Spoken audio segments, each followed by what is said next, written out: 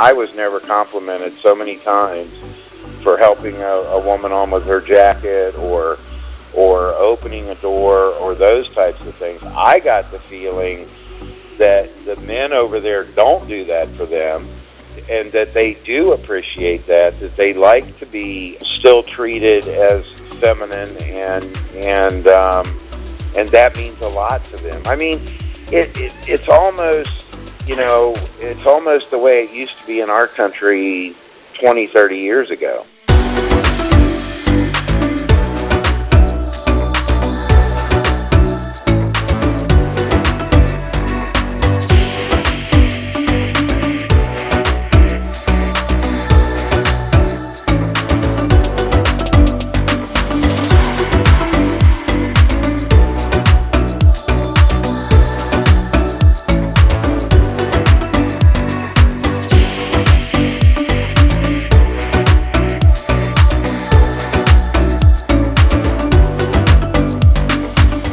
The original authors of the bilateral trade agreement between the United States and the People's Republic of China never saw this coming, right? An export from China that's so precious and valuable and interesting and intriguing that American men would pay thousands of dollars to get their hands on it. And that is what is commonly known in China as shangnu, leftovers. Specifically, China's leftover women. Here's the plight of women in China. I thought some of you guys with an eye on an Asian international life might find this kind of interesting. Women in China are now more educated, more professionally employed, more financially stable than ever. They're incredibly resourceful, tenacious. They find opportunities and make the most of them, and many of them are living really happy and productive lives, which, of course, is what we would expect. And yet millions of women in China who are 29 years of age and older are still unmarried. And there's a lot of pressure in Chinese society for women to get married. There's pressure from family. In fact, a lot of women who have been interviewed in China have said that the pressure from family to get married is immense. And if that weren't bad enough, there's pressure from the Chinese government, who occasionally sends out literature and rhetoric and messages to Chinese women as a whole to put away your career goals and settle down and get married and put the motherland and your husband and those kinds of things.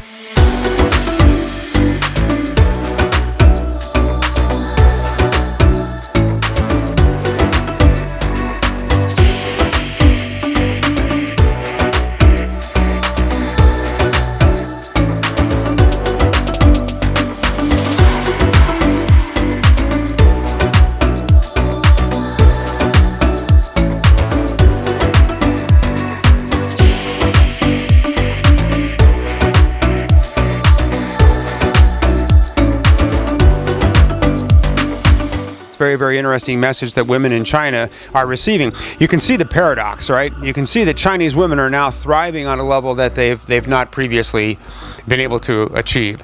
And yet, in the middle of all of this, they're still surrounded by 34 million more Chinese men than Chinese women. Isn't that remarkable, guys? We talk a lot about the population disparity in places like Russia, where the women outnumber the men by 13, 14, 15 million or so, according to some estimates. Here in China, you have 34 million more men than women in China. And yet, a lot of men in China will chronically undermarry, meaning they want to marry women who haven't achieved the kinds of financial status, professional status, and independence that Chinese men have achieved. They want to marry below them or beneath them economically and financially and such. So this is something that's very, very important to Chinese men, and it's driven by some of the chauvinistic messages that are put out by bodies of the Chinese government, which are telling women to be okay with that, and to put others before yourselves and get married. Darn it,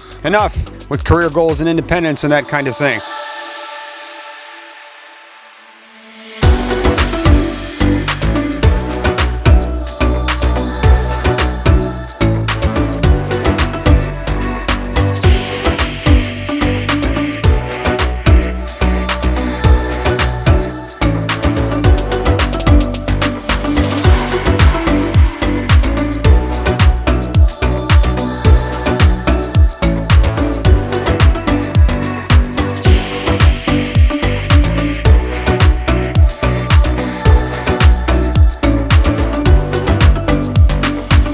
So now what happens is you're going to have more Chinese women than ever looking at the possibility of meeting and marrying a foreign life partner. This is something before that confused a lot of Chinese women because there wasn't a tremendous amount of exposure to the West and meeting men from America, for example, foreign men in general. But now that foreign men have come to China in larger numbers than previously because of industry and opportunities and those kinds of things, because there are more expats living in China, women have gotten some exposure to Western values. And I think a lot of Chinese women are now basically deciding that a foreign guy may actually share my values, the values which say that I can have what I want in the way of career and family and personal achievement and financial stability, etc., for myself personally, and still find a life partner who will support and nurture that. And there's our calling, guys. For those of you who have an interest in the beautiful women of China, the many, many, many beautiful women of China who struggle to find a life partner, and just use the search engine and check out the many, many profiles that we have of these incredible women. What's also nice about the women from China, a great number of them are obviously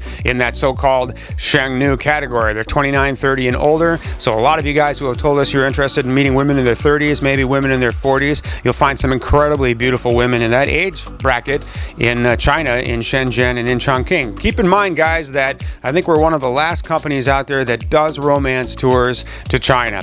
We're one of the last companies that does romance tours anywhere, but we absolutely do celebrate when our men and women meet each other and great things happen as a result of that. We love to hear of those engagements and marriages and families getting started. So we have tours to Shenzhen, we have tours to Chongqing, two very, very beautiful cities in China, two very unique and different cities.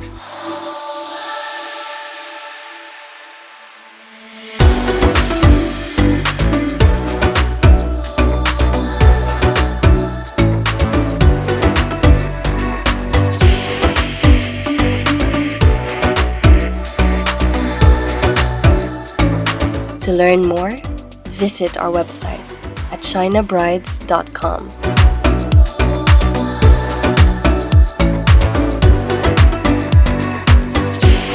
If you enjoyed this video, be sure to give us a thumbs up and subscribe to our channel. Then click on the notice bell to get notified every time we add something new.